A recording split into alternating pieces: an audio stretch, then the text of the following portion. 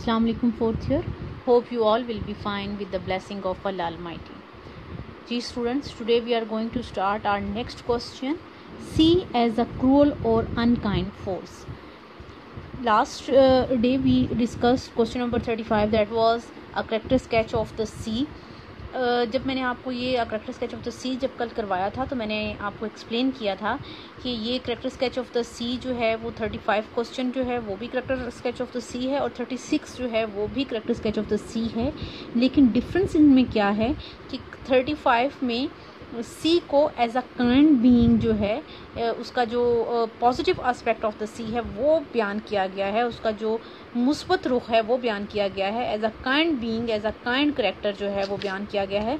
लेकिन जो कल हम लोग यानी आज जो हम लोग डिस्कस करेंगे question 36 sea as a cruel और अनकाइंड फोर्स, तो today we will discuss sea character of the sea as a cruel और अनकाइंड फोर्स। लेकिन आज के दिन जो हम सी का करेक्टर करेंगे उसका हम नेगेटिव एस्पेक्ट करेंगे कि एज अ क्रूअल और अनकाइंड फोर्स जो है उसने क्या रोल प्ले किया novel The old man and the Sea. So it's page number 196, so move toward the page number 196, it's because in my book it's page number 196। जी, sea as an enemy to Santiago. आज जो हम लोग discuss करने वाले हैं वो है sea as an enemy to Santiago, कि सी का जो किरदार था वो एक दुश्मन की हैसियत से सेंटियागो के साथ किस तरह से था। The sea is a real character in the old man and the sea. Sea जो है वो एक हकीकी किरदार है in the novel the old man and the sea. It reveals the true identity of the old fisherman Santiago. It reveals क्योंकि ये जाहिर करता है ट्रू आइडेंटिटी, सही शनाख्त जो थी उसकी ओल्ड मैन या ओल्ड फिशरमैन सेंटियागो की, जो बूढ़े माहीगीर सेंटियागो की असल शनाख्त थी उसको जाहिर करता है। To the other fisherman sea is the place from where they get livelihood, क्योंकि दूसरे फिशरमैन दूसरे माहीगीरों के लिए सी जो है वो एक ऐसी जगह थी जहाँ से वो अपनी रोज़ी जो है वो हासिल करते थे। To Santiago the ocean, ocean भी सी को कहते हैं, द सी और the ocean is the sacred field where he searches his own identity through the act of pursuing the fish. लेकिन सेंटियागो के लिए सिर्फ सी जो था वो सोर्स ऑफ लाइवलीहुड ही नहीं था, बल्कि सेंटियागो के लिए सी एक ऐसी मुकद्दस जगह थी जहाँ से वो अपनी शनाख्त हासिल करता है, अपनी शनाख्त को ढूंढता है through the act of pursuing the fish. Fish को ढूंढते हुए या फ़िश को ढूंढने के अमल के दौरान वो अपनी शनाख्त को भी ढूंढता है। He goes far out in order to achieve the task for which he was born, और इस मकसद के लिए वो समंदर में दूर तक चला जाता है, क्या हासिल करने के लिए, in order to achieve the task, उस टास्क को, उस गोल को, उस मकसद को हासिल करने के लिए, for which he was born, जिसके लिए वो पैदा हुआ था।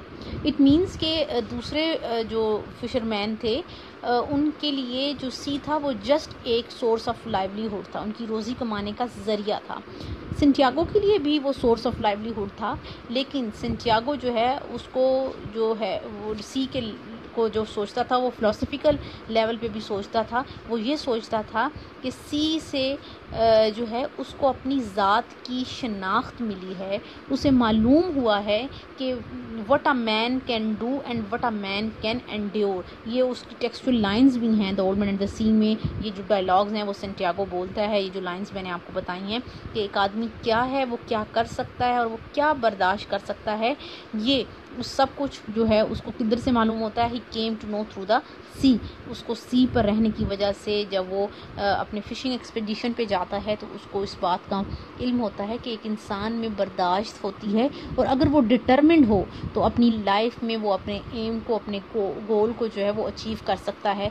लेकिन अपने गोल को अचीव करने के लिए, अपनी विशेस को कम ट्रू करने के लिए जो चीज़ ज़रूरी है वो है होपफुलनेस, ऑप्टिमिज़म जिसको हम कहते हैं, पुरुमीदी, खुशुमीदी, और डिटर्मिनेशन, आपका पुख्ता इरादा, जो कि सेंटियागो ने प्रूव किया the old man and the sea में कि उसका एक इरादा था, उसका एक एम था, उसका मकसद था ज़िंदगी का कि वो एक दिन बड़ी फ़िश को हुक करेगा, और मार्लिन को हुक करने के बाद उसने ये बात साबित कर दी। It is not correct to say that sea is altogether a hostile force to Santiago. लेकिन ये बात कहना दुरुस्त नहीं है कि वो जो सी है वो मुकम्मल तौर पर सेंटियागो के लिए एक हॉस्टाइल फोर्स ही हो। हॉस्टाइल होता है मुखालिफ या दुश्मन ताकत थी, यानी ये कहना ठीक नहीं है। To Santiago it provides livelihood, क्योंकि सेंटियागो को ये प्रोवाइड करता था सी लाइवलीहुड, रोज़ी।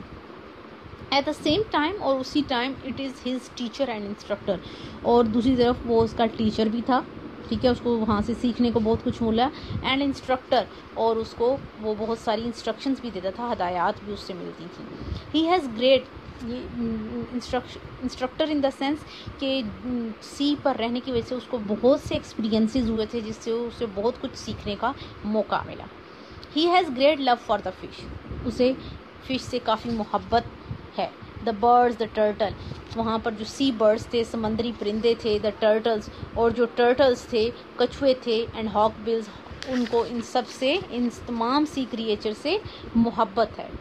ही shows great sympathy to the birds, और इसके अलावा वो सी बर्ड्स के साथ काफ़ी सिंपथी, काफ़ी हमदर्दी भी रखता है। नेक्स्ट ये जो लाइन है इसको आप क्रॉस कर दें, नेक्स्ट लाइन पर आएँ। This does not mean that sea is always gentle and kind to Santiago, लेकिन वो क्या कहता है कि उसको वहाँ किसी क्रिएचर से मोहब्बत तो थी, फिशेस से, सी बर्ड से, हॉकबिल से, टर्टल से मोहब्बत तो थी, लेकिन इसका मतलब ये नहीं है कि सी हमेशा से ही उसके साथ जेंटल और काइंड रहा। और ये लास्ट में हमने जो आपका क्वेश्चन था 35 character sketch of the sea, उसमें भी हमने ये सब कुछ पढ़ा है। It becomes horrible during storms, tides and sea winds, क्योंकि जो समंदर था वो काफ़ी हॉरिबल हो जाता था, खौफनाक हो जाता था ड्यूरिंग स्टॉर्म्स, तूफ़ान के दौरान, समंदरी टाइड्स, लहरों के दरमियान, एंड विंड्स, और समंदरी हवाओं के दौरान।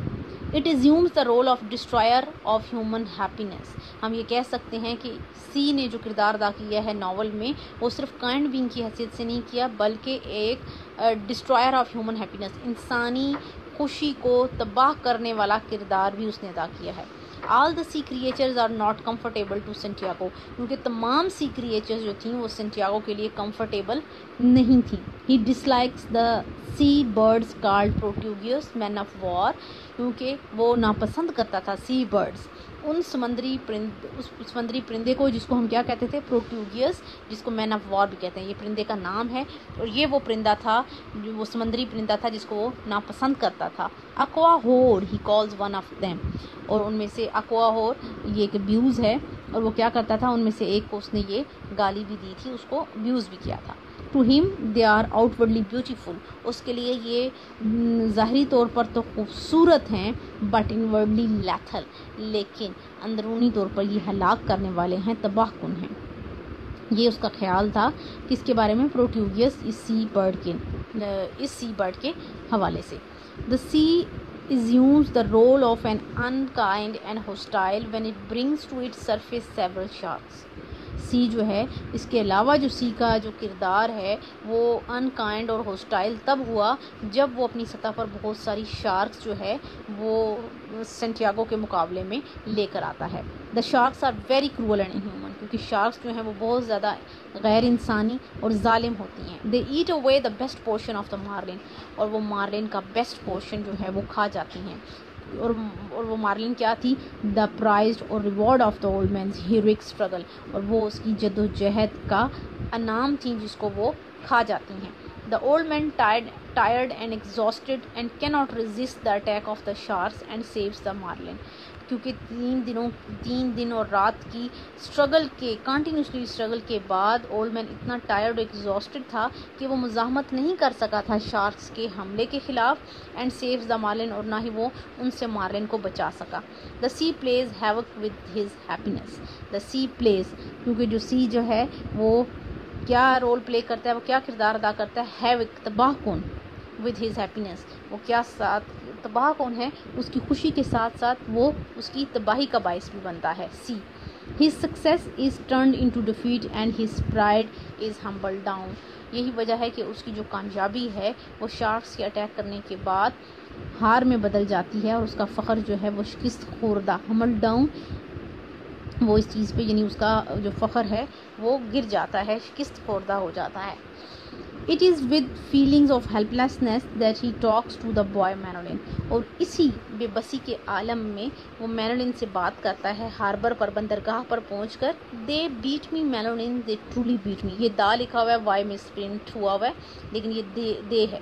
दे बीट मी मैनोलिन, उन्हें मुझे हरा दिया है। दे ट्रूली बीट मी, उन्हें वाकई ही मुझे हरा दिया है। The readers too feels the agony and pain hidden in these words। और यहाँ तक के Old man and the Sea novel पढ़ने वाले जो रीडर्स हैं वो भी इन डायलॉग्स पर, इन लाइंस पर बहुत ज़्यादा एगनी, अजाब एंड पेन, दर्द महसूस करते हैं। It is the sea with its cruel creatures which ruins the happiness of the old man। ये वो सी ही है जो अपनी जालिम क्रिएचर मखलूक के साथ तबाह कर देता है। रियून्स होता है तबाह कर देना। Happiness of the old man की खुशी को, and turns him into a tragic figure, और उसको बदल देता है एक ट्रेजिक फिगर में। जी बेटा, ये था character of the sea as an enemy to Santiago की दुश्मन की हैसियत से, और as an unkind and hostile force, यानी एक बेरहम और काबिल नफ़रत दुश्मन ताकत की हैसियत से हमने आज के सी के करैक्टर को पढ़ा है। बेटा आपका काम क्या है, आपने करैक्टर स्केच ऑफ द सी एक ही प्रिपेयर करना है। दोनों क्वेश्चंस को मर्ज करके एक ही क्वेश्चन बनाना है। उसी में उसका पॉजिटिव एस्पेक्ट आपने एक्सप्लेन करना है, उसी में उसका नेगेटिव एक्सप्लेन करना है, एस्पेक्ट एक्सप्लेन करना है। आपका एक प्रोलॉन्ग क्वेश्चन बन जाएगा, अलग-अलग से करने की ज़रूरत नहीं है। क्वेश्चन आपको किसी भी सूरत में आ सकता है कि describe the character sketch of the sea as an unkind और होस्टाइल फोर्स, और ये भी क्वेश्चन आ सकता है कि describe the character sketch of the sea as an kind और लिविंग करेक्टर। जो भी आपको आया उसमें फिर आप लोग वो पोर्शन लिख दीजिएगा जो शो करता है उसको काइंड, और जो शो करता है उसको अनकाइंड फोर्स के तौर पर। क्वेश्चन आप एक ही बना लें और इसको याद कर लें। नेक्स्ट डे इंशाल्लाह हम लोग कल जो है वो नेक्स्ट क्वेश्चन चैप्टर नंबर 8 के लास्ट क्वेश्चन की तरफ जो है वो मूव करेंगे, उसको डिस्कस करेंगे। टिल देन अल्लाह हाफिज़, हैव अ नाइस डे।